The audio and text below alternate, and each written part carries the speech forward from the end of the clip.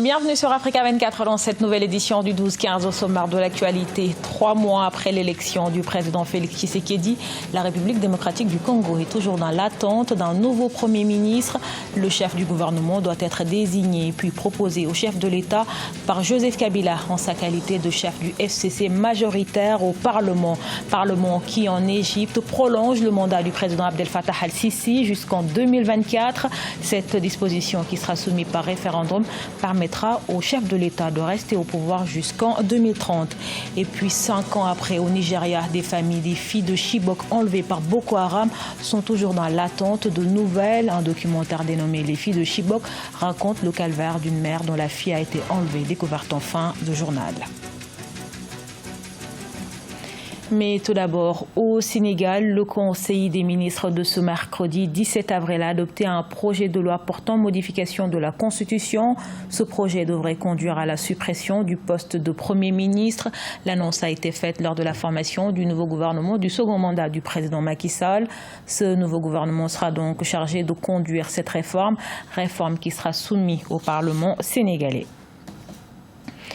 Où en est la formation d'un nouveau gouvernement en République démocratique du Congo? Le président du pays, Félix Tshisekedi, n'a pas encore nommé de Premier ministre. Ce dernier doit être désigné puis proposé au chef de l'État par Joseph Kabila en sa qualité de chef du FCC majoritaire au Parlement. Reportage de notre correspondant Jacques Amboka.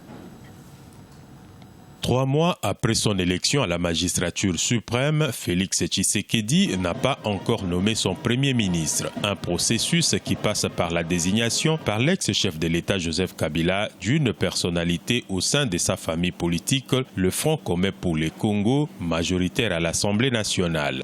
Le temps que prend le président Tshisekedi, c'est de pouvoir s'assurer qu'il va nommer un gouvernement qui va réellement accompagner sa vision par un gouvernement qui fera la vision d'une autre autorité, mais un gouvernement qui va appliquer le projet de société que lui a présenté à la population. C'est une difficile cohabitation entre les partis au pouvoir et le FCC, selon de nombreux observateurs. Le manque de consensus au scrutin des gouverneurs et vice-gouverneurs serait une parfaite illustration. Si certains s'interrogent sur les commandes de l'exécution du programme du chef de l'État dans ces contextes, d'autres analystes estiment que le chef de l'État aura bel et bien le contrôle de la situation.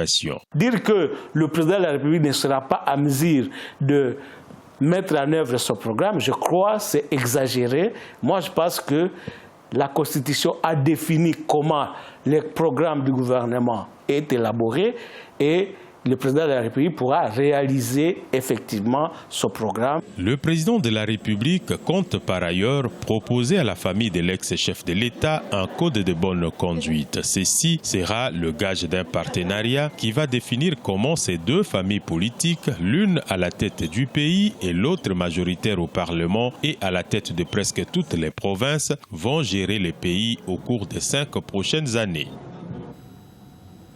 En Égypte, le président Abdel Fattah al-Sisi s'assure une présidence jusqu'en 2030. Ce 16 avril, le Parlement égyptien a voté un projet de réforme constitutionnelle.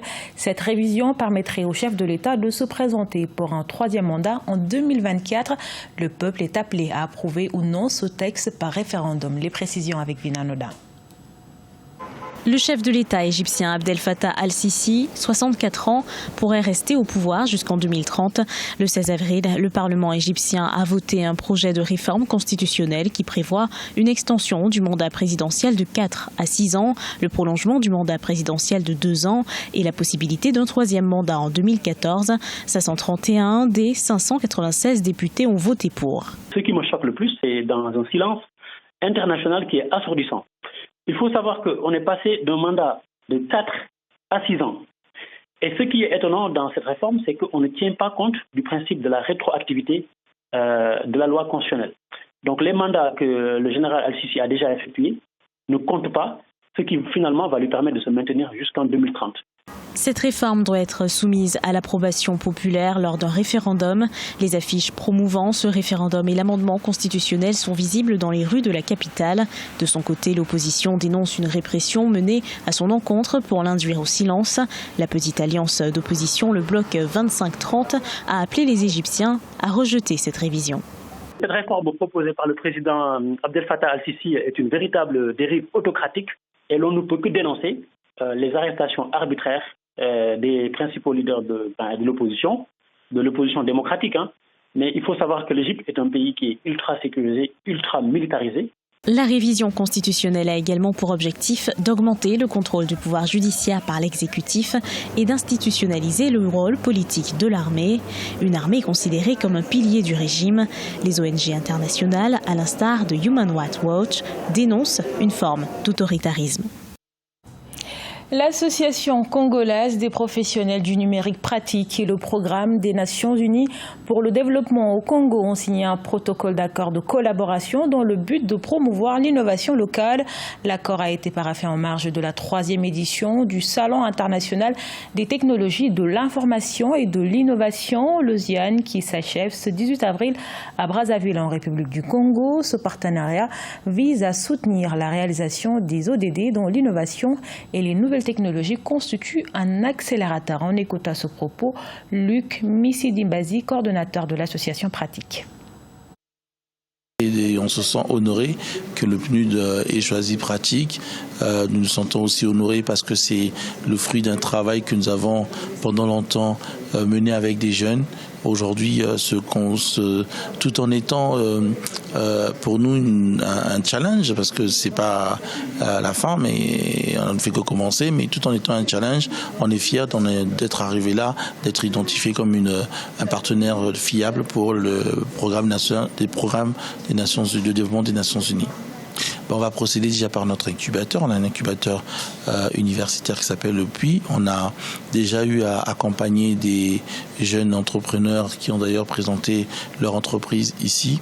Et puis on va avoir un programme, des projets pour essayer de voir quelles sont les initiatives qui peuvent être menées, qui sont peut-être déjà menées auprès des jeunes pour accompagner le développement de notre pays et soutenir des secteurs productifs. Il y a 5 ans, 276 lycéennes âgées entre 12 et 17 ans étaient enlevées par Boko Haram dans le nord-est du Nigeria. Si certaines ont pu s'échapper ou être libérées, des familles sont encore dans l'attente de nouvelles. Une situation difficile que le réalisateur Kashi Benson a relaté dans un documentaire de 11 minutes, Les filles de Chibok, que nous découvrons avec Cheikh Omar Bandaogo. Il aurait pu l'appeler 2 semaines dans la vie d'une mère désespérée. Mais le réalisateur Joel Kashi Benson a décidé de nommer son documentaire « Les filles de Chibok ». Un titre marquant car 5 ans après leur enlèvement, ces lycéennes semblent oubliées par les Nigérians. Et pour Kashi Benson, il s'agit de rappeler que des 276 filles enlevées le 14 avril 2014, 112 manquent encore à l'appel et que leurs familles formulent le souhait de les revoir.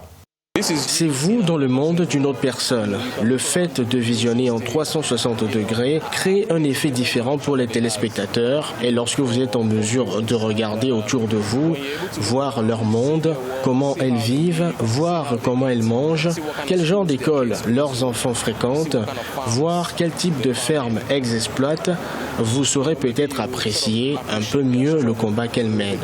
Le documentaire de 11 minutes raconte les luttes quotidiennes et les espoirs de Yana Galang, une agricultrice dont la fille de 18 ans a été enlevée. Je vis la douleur de ces femmes en tant que mère. Je ressens leur amertume. Je sais exactement ce que c'est que de vivre ce genre de choses. Même si j'ai aimé regarder cela, mais ce n'est pas une expérience que quiconque voudrait vivre. Joel Benson, réalisateur de films depuis plus de 10 ans, affirme n'avoir commencé à expérimenter la réalité virtuelle qu'en 2018. Et cette expérience est pour lui un véritable succès.